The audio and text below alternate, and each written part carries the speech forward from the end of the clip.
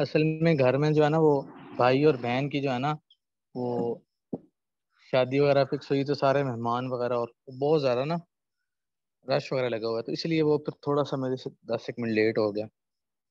चलें जी।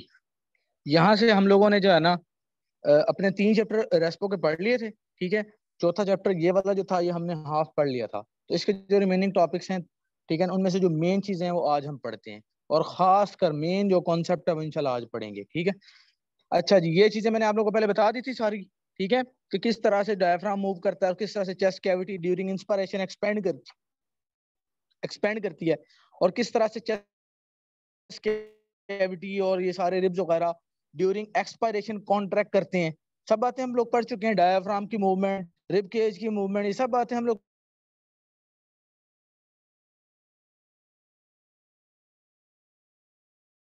ठीक है। ये हमने पढ़ना है आज। हमने प्लूरल प्रेशर एल्वियोलर, हमने अपनी कंप्लायंस को पढ़ना है। ठीक है।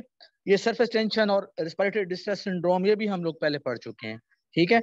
और ये भी हम लोग पहले पढ़ चुके हैं, ये रेस्पिरेटरी वॉल्यूम्स और कैपेसिटीज, स्पायरोमेट्री वगैरह। ठीक है, ऐसे ही है। ये हम लोग यहाँ से ये भी पढ़ चुके हैं। ठीक है। तो यहाँ से हम मिनट रिस्पिरेटरी वॉल्यूम भी पढ़ चुके हैं। ठीक हो गया। और डेड स्पेस वाली चीजें भी मैंने आप लोगों को पहले सिखा दी हैं, याद है? कहाँ पे बताई थी भला? अल्वेओलर वेंटिलेशन, वो पढ़ेंगे। ये यहाँ से भी क्वेश्चन आता है। ठीक है ना। फंक्शन और रेस्पिरेटरी पैसेजेस। ठीक है। ये भी इंशाल्लाह आज हम ये वाला यूक्यू करेंगे। ठीक है। यहाँ से यूक्यू नहीं भी तो एमसीक्यू वगैरह, या फिर ये ठीक है, ये बेसिक से वाइवा भी पूछ लेते हैं। और मेन हम लोग जो है ना, हमारा मेन जो मेरा फोकस होगा ना वो ये है, क्योंकि वो आसान है, वो आप लोगों को खुद भी समझ आ जाना था। लेकिन ये जो है ना, ये मैं चाहता हूँ कि आप लोगों के जेहन में ना एक इमेज के साथ एक कॉन्सेप्ट बने। चलें जी, मैं शुरू करता हूँ। यहाँ पे आए जी। सबसे पहले ना, जिस बच्चे को जो जिस तरीके से मैं जो बात बताऊंगा ना, प्लीज अगर आप लोगों के जेहन में इसका कोई कॉन्सेप्ट बना भी हो ना, पहले पहले वो उसको हटा देना है। ठीक है। सिर्फ जिस तरीके से मैं जो बात बताऊंगा ना वो बात ठीक होगी, इसलिए ना उसको मान लेना है। ठीक है। चलो जी, सबसे पहली बात यह है कि आपका जो लंग होता है वो इलास्टिक स्ट्रक्चर है, जिसकी कोशिश होती है कि मैं ना कोलैप्स कर जाऊं और इसके अंदर जो हवा वगैरह होती है उसको एक्सपेल कर देता है। ठीक है। लंग क्या है? एक इलास्टिक स्ट्रक्चर है। ठीक है। जैसे गुब्बारा है ना, अगर आप उसको पकड़ के नहीं रखोगे तो किसकी क्या कोशिश होती है, बालून की तरह, कि वो इस तरह से अपने अंदर से सारी हवा निकाल के किस तरह हो जाए, कोलैप्स हो जाए। उस तरह होता है आपका लंग। मतलब इसकी अपनी टेंडेंसी क्या है? इसकी अपनी टेंडेंसी है कि वो कोलैप्स हो जाए, कोलैप्स हो जाए। ये बात अब समझ आ गई? अब ये बातें मुझे दोबारा दोबारा ना कहनी पड़े। ठीक है। अच्छा, एक बात तो मैंने आप लोगों को पहले से ही बता दी हुई है। कौन सी? सरफेस टेंशन वाली। किसी को ये बातें याद है? सरफेस टेंशन वाला टॉपिक, इसमें हमने क्या कहा था? कल्विलाई की अंदर से अलविलाई जो है ना वो वाटर के साथ लाइंड हुआ होता है। ठीक है। वाटर के कूद सरफेस टेंशन लगाते हैं और उनकी कोशिश होती है कि हम अलविलाई को क्या कर दें, कोलैप्स कर दें। तो एक सरफेस टेंशन की हमने एक हमने पढ़ा कि मतलब इसकी कोशिश होती है कि हम अलविलाई को क्या कर दें, कोलैप्स कर दें, थोड़ा सा करने के लिए। ठीक है। हमारे पास सरफेक्टेंट होता है जो कि सरफेस टेंशन को कम करता है, थोड़ा कम करता है। यार हमारा अलविलाई जो है ना वो कोलैप्स ना हो। ठीक है। थोड़ी सी बात समझ आ गई?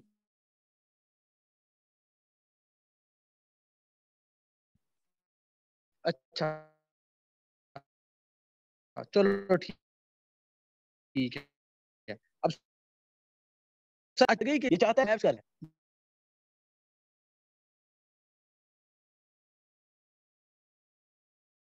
है मेरी बहनों और भाइयों। ये है जनाब दूसरी वजह, इलास्टिक फोर्सेस। एक तो वजह सरफेस टेंशन, दूसरी वजह क्या है? Elastic forces of the lung. Lung के अंदर हमने क्या पढ़ा था, किसी को याद हो? इलास्टिक फाइबर्स होते हैं। इलास्टिक फाइबर्स के अंदर इलास्टिन होती है। ठीक है। हमने पढ़ा था ना इलास्टिन के अंदर, कोलेजन इलास्टिन के अंदर। ठीक है। तो ये जो इलास्टिक फाइबर्स है ना, ये भी चाहते हैं कि हम कॉन्ट्रैक्ट कर जाएं, हम क्या कर जाएं, कॉन्ट्रैक्ट कर जाएं। ठीक है। बात समझ आई? कि क्या कहते हैं कि हम कॉन्ट्रैक्ट कर जाएं, मतलब ये कि ये उसको कोलैप्स करने की टेंडेंसी चाहती हैं। इन दोनों की वजह से आपका अलविलाई बंद होना चाहता है। इन दोनों की वजह से आपका अलविलाई बंद होना चाहता है। ये बात याद करो, सुनो और बस मानो। ठीक है। कि इन दोनों की वजह से आपका अलविलाई चाहता है कि मैं बंद हो, हवा को निकाल दो। अच्छा चलो ठीक है, ये तो सारा आपने हमें बता दिया कि ये, और इन दोनों की वजह से जो प्रेशर बनता है उसको हम कहते हैं रिकॉइल प्रेशर। रिकॉइल, रिकॉइल का मतलब है कि उसको किसी चीज ने खोला था और ये चाहता है मैं रिकॉइल होके बंद हो जाऊं।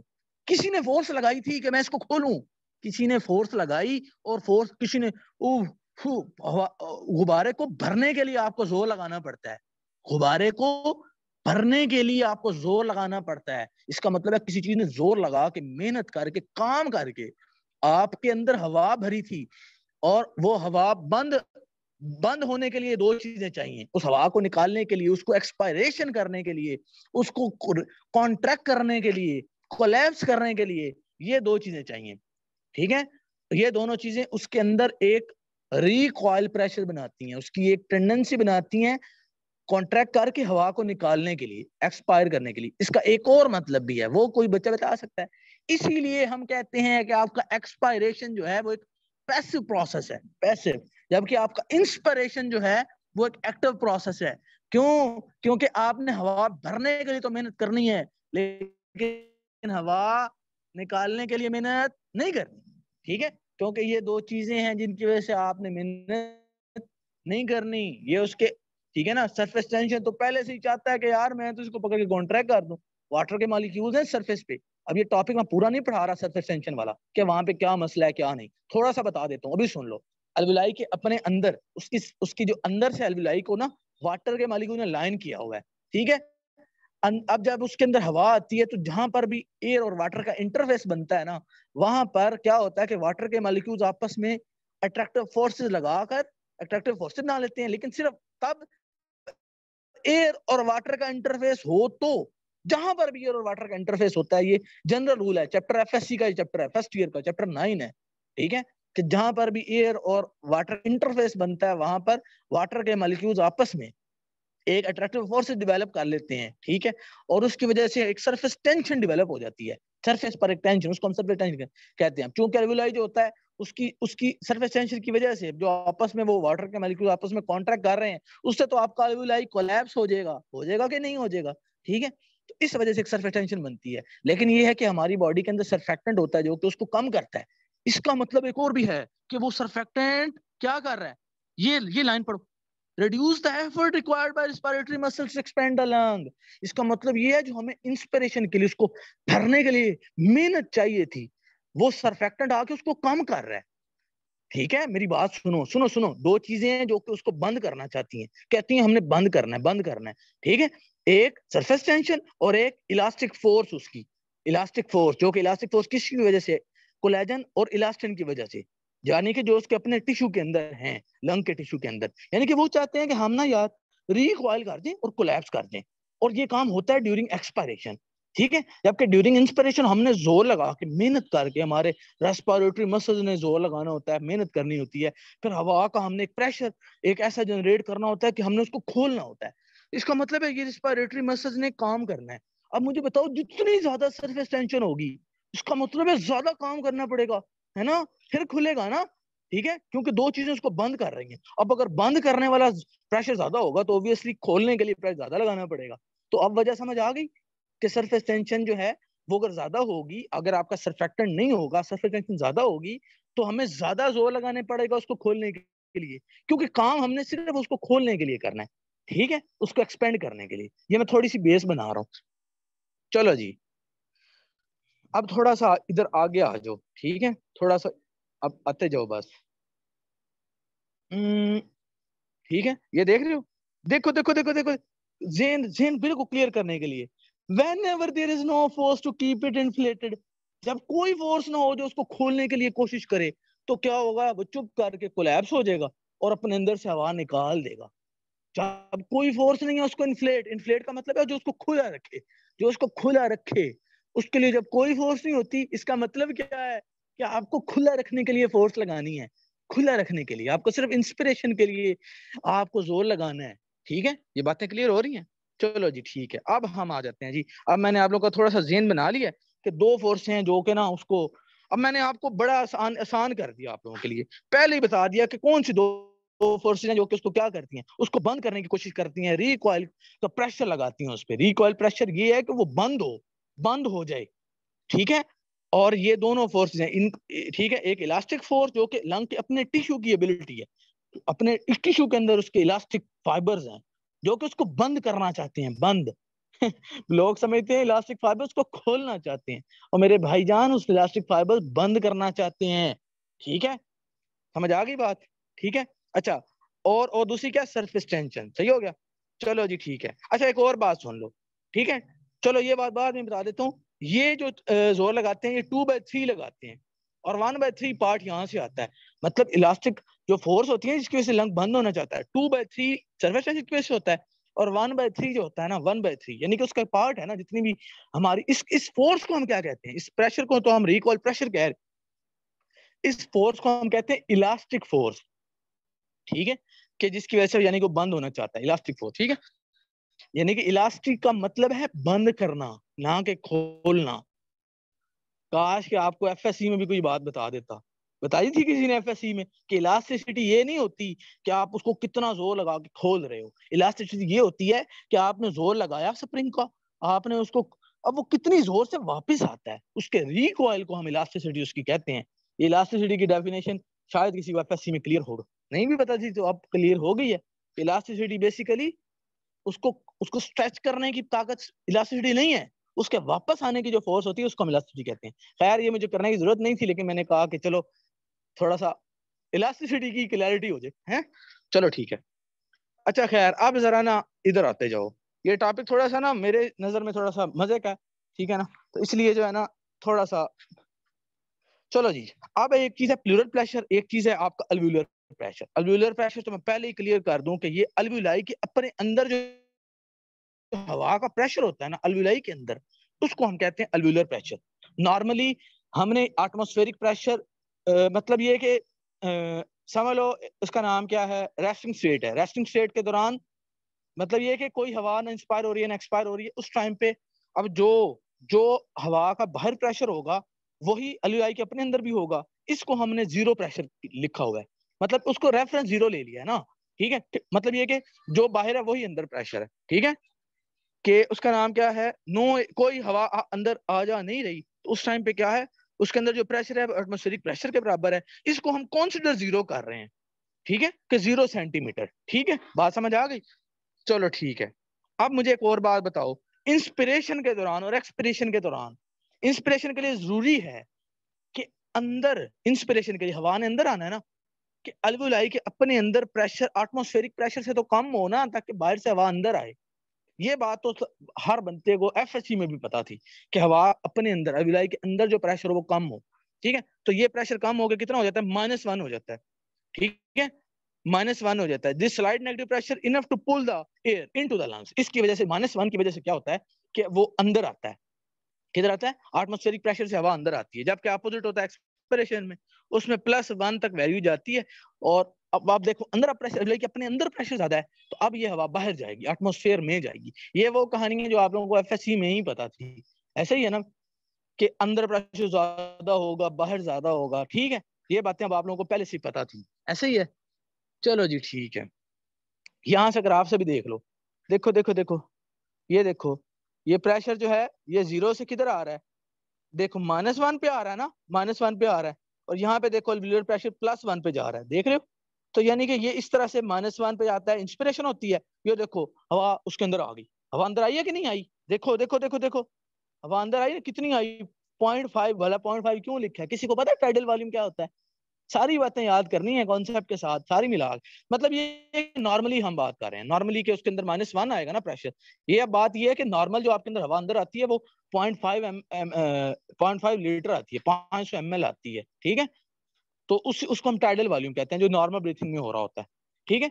तो ये यानी कि -1 तक आती है। अब अंदर प्रेशर कम है, बाहर प्रेशर ज्यादा है, तो एटमोस्फेयर से हवा अंदर आई और 0.5 ml उसका प्रेशर हो गया। और अपोजिट होता है, ये इंस्पिरेशन है, और ये अपोजिट हुआ एक्सपिरेशन में। ये तो था अल्वुलाई के अपने अंदर का प्रेशर, अपने अल्वुलाई के अपने अंदर का प्रेशर, ठीक है।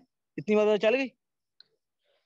अच्छा जी, अब और बात सुनो, और क्या है, और है एक है प्लूरल प्रेशर। अब किसी को प्लूरा का पता है, प्लूरा जो है ना ये इस तरह से होती है। प्लूरा आपका लंग है ना, लंग, ठीक है, लंग के बाहर, लंग की बाहर प्लूरा है। प्लूरा की दो लेयर्स होती हैं, एक होती है विजरल प्लूरा, एक होती है प्राइटल प्लूरा।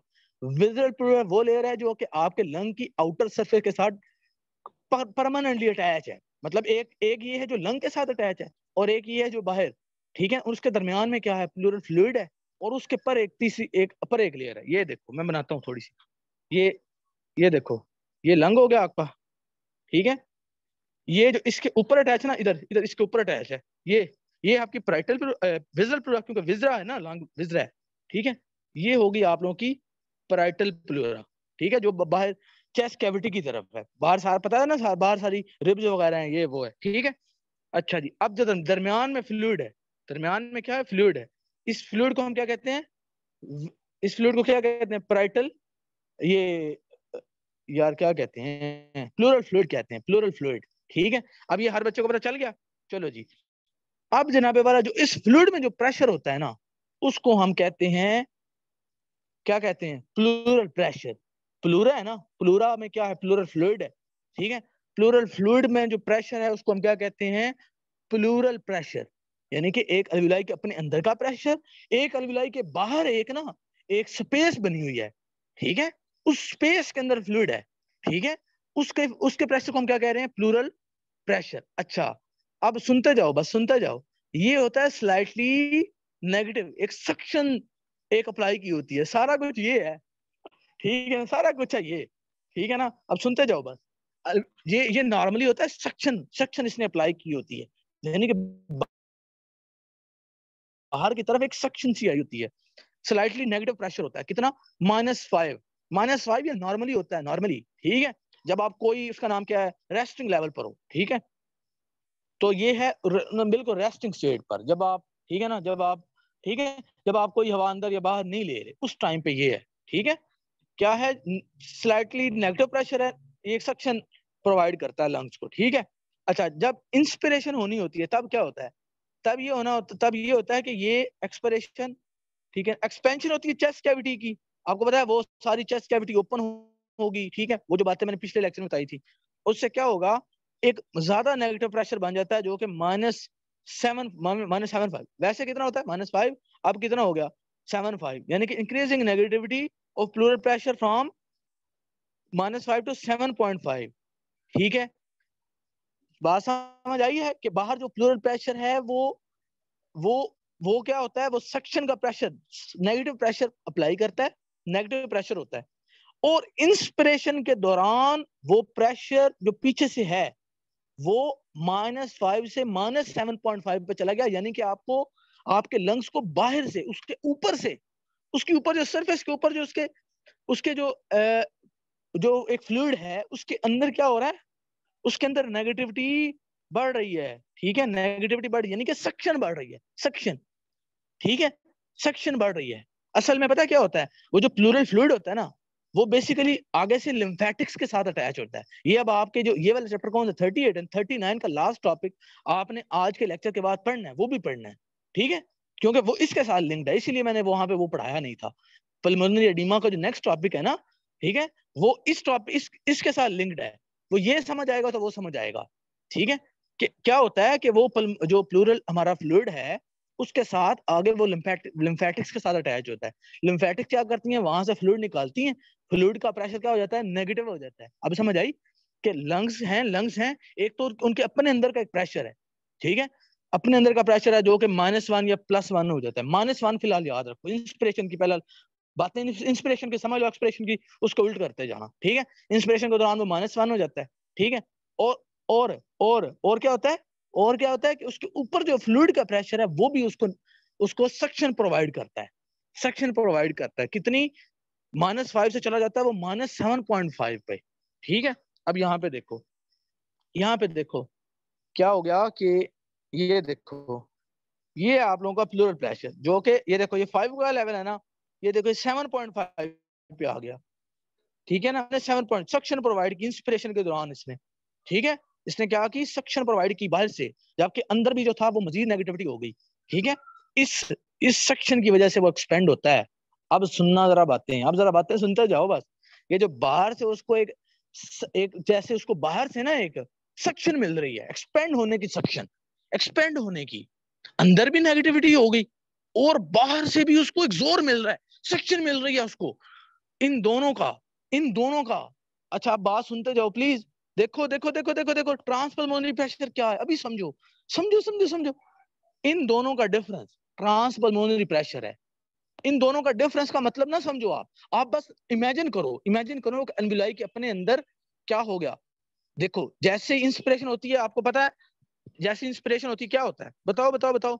आपका ये जो डायफ्राम है, ये सबसे पहले क्या होता है, आपका डायफ्राम लेस डोम शेप होता है। अलविदा, ये सारी आपकी ये जो है सारी ये लेस डोम शेप हो गया, ठीक है, ड्यूरिंग रेस्टिंग स्टेट वाली अभी बातें करते हैं हम। बस समझ लो कि इसके अंदर सारी कैविटी की स्पेस बढ़ गई, सारी कैविटी के अंदर स्पेस बढ़ गई ना, ठीक है, समझ आ रही बात। ये देखो अब मेरी पूरी बात सुनो, पूरी कहानी आराम से सुनो। देखो इंस्पिरेशन चल रही है, इंस्पिरेशन समझ लो अब होनी है, ठीक है। आपका डायाफ्राम जो था वो पहले तो था मोर डोम शेप, अब ये क्या हुआ लेस डोम शेप, तो ये वाला वॉल्यूम बढ़ गया, उसकी निस्बत देखो छोटू सा था, इसमें वॉल्यूम बढ़ गया। और भी अगर आपने जोर लगाना है तो फिर मसल वगैरह भी एक्ट करेंगे, नॉर्मली सिर्फ डायफ्राम करता है। बस कहने का मतलब ये है कि अब आपका चेस्ट कैविटी का साइज बढ़ गया, इधर से आपकी चेस्ट कैविटी खुल गई इंस्पिरेशन के दौरान, वाह जी वाह। उधर से क्या हुआ, उधर से आपका प्लूरल प्रेशर कितना था, वो -7.5 पे चला गया। अच्छा जी, अच्छा अच्छा अच्छा, फिर क्या हुआ, फिर ये हुआ कि आपका जो लंग था वो क्या हुआ, एक्सपेंड हुआ। अच्छा जैसे ही वो एक्सपेंड हुआ, ठीक है, उसने अपने अंदर कितना प्रेशर जनरेट कर लिया, -1 का, -1 का, क्योंकि उसकी अब स्पेस खुल गई है, वो थोड़ा एक्सपेंड हुआ, ठीक है। एक्सपेंड होने से क्या हुआ, ठीक है, देखो पहले चेस्ट कैविटी खुली, फिर ये प्लूरल प्रेशर जो था ये जब बढ़ा, ठीक है, फिर उसका नाम क्या क्या हुआ, ये कम हुआ, मतलब इसने सक्शन प्रोवाइड की बाहर से, लिम्फेटिक से क्या हुआ, उसका फ्लूइड उसका परमूव हुआ, ठीक है। इधर सक्शन क्रिएट हुई प्लूरल प्रेशर की वजह से, उसके अपने अंदर का जो प्रेशर था वो अल्वियोलाई के एक्सपेंड होने से क्या हुआ, अल्वियोलाई के एक्सपेंड होने से, अब देखो अब अल्वियोलाई खुल गया है, जैसे ही अल्वियोलाई खुला है मुझे बताओ ऑब्वियसली उसके अंदर प्रेशर कम ही होना है, क्या ख्याल है, क्योंकि बाहर से चेस्ट कैविटी खुल रही है, आपका ये जो प्लूरल फ्लूइड है इसका प्रेशर मजीद कम हुआ, लंग ने थोड़ा एक्सपेंड किया तो क्या हुआ, आपके अल्वियोलाई के अपने अंदर का प्रेशर भी कम हुआ। अब इन दोनों के अंदर जितना प्रेशर कम हुआ है, इन दोनों के अंदर, इसको हम कहते हैं इसको हम कहते हैं ट्रांसपल्मोनरी प्रेशर। इसको हम क्या कहते हैं, ट्रांसपल्मोनरी प्रेशर। इन दोनों का मतलब ये कि इन देखो ना, अब मेरी बात सुनो, जितना प्लूरल प्रेशर कम होगा, अब ये बात प्लीज सुनो, प्लीज, जो बच्चा ये बातें सुन गया, जितना प्लूरल प्रेशर कम होगा, मतलब बाहर से उसको उतनी ज्यादा सक्शन मिलेगी, बाहर से उतनी ज्यादा सक्शन मिलेगी तो वो उतना ज्यादा एक्सपेंड करेगा, जब वो उतना ज्यादा एक्सपेंड करेगा तो वो उतना ज्यादा अपना अल्वियोलाई का प्रेशर कम करेगा, ठीक है। तो यानी कि कहने का मतलब उस, या फिर आप ऐसे समझ लो कि जितना ज्यादा अल्वियोलाई जो है वो जितना ज्यादा वो एक्सपेंड करेगा, ठीक है, तो उतना जितना ज्यादा प्लूरल प्रेशर कम होगा उतना ज्यादा वो एक्सपेंड करेगा, उससे क्या होगा, कि वो आपका जो लंग है वो उतना ज्यादा एक्सपेंड करेगा। ऐसे ही है ना, क्योंकि वो उसको बाहर से उतनी ही ज्यादा सक्शन मिल रही है कि वो एक्सपेंड करे, है ना, ज्यादा मिल रही है ना, क्योंकि मतलब कहने का ये है कि प्लूरल प्रेशर उतना ही क्या हो रहा है, उतना ही ज्यादा कम, जितना ज्यादा कम आपका प्लूरल प्रेशर होना है उतना ही ज्यादा उसने एक्सपेंड करना है, ठीक है, उतना ही ज्यादा उसने क्या करना है, एक्सपेंड करना है। इसी को हम क्या कहते हैं, इसी को हम कहते हैं कॉम्प्लायंस। कॉम्प्लायंस है, ये क्या है, ये है कि आपका लंग एक्सपेंड कितना करता है, ठीक है, आपका लंग जो है वो एक्सपेंड कितना करता है, ये है आपका कंप्लायंस, ठीक है। अच्छा खैर, अब यहाँ से थोड़ा सा और जरा समझें पहले एक दफा ना, मुझे लगता है मीटिंग बस एंड होने वाली है, ठीक है, अल्लाह करे, एक मिनट सिर्फ।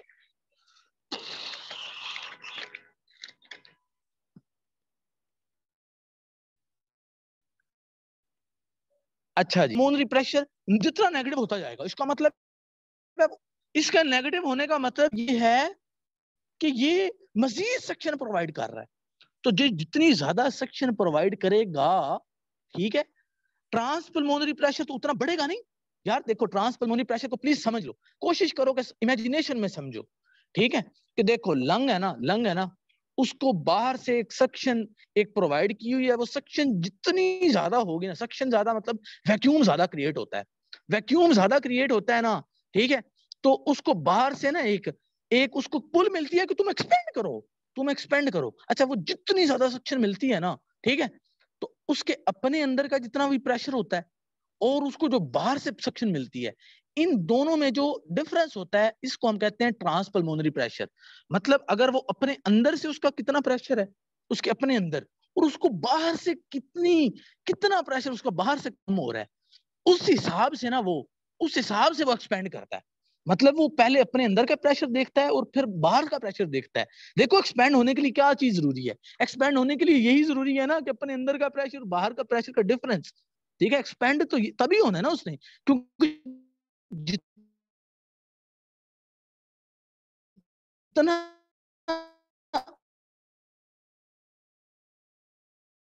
अपने अंदर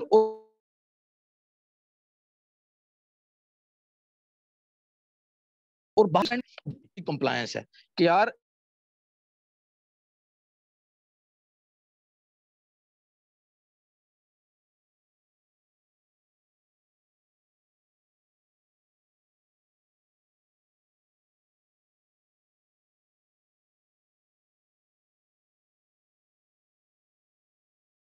लेकिन कंप्लायंस लेकिन क्या है, प्लीज इस बात को समझो।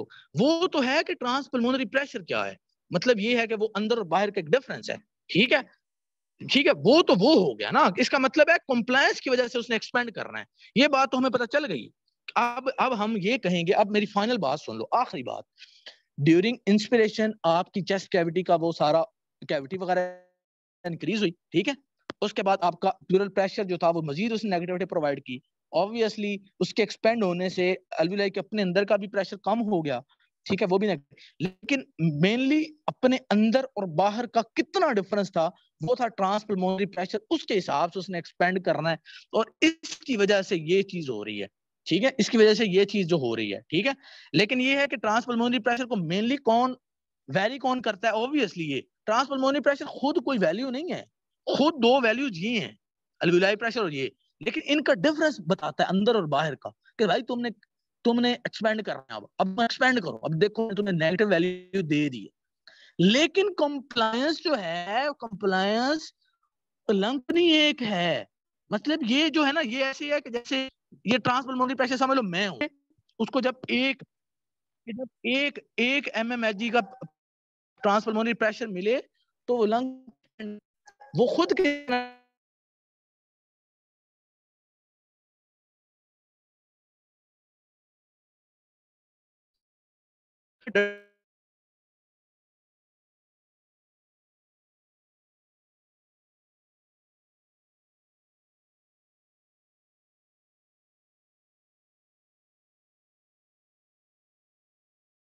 ये ट्रांसपल्मोनरी प्रेशर चाहता है कि वो आपको एक्सपेंड कराए, कि जितना प्रेशर नेगेटिव में जाएगा आपका ट्रांसपल्मोनरी प्रेशर उतना ज्यादा होगा। अब ट्रांसपल्मोनरी प्रेशर वो चीज है जो ये चाहती है कि मैं आपको एक्सपेंड कराऊं। सर मैं आपको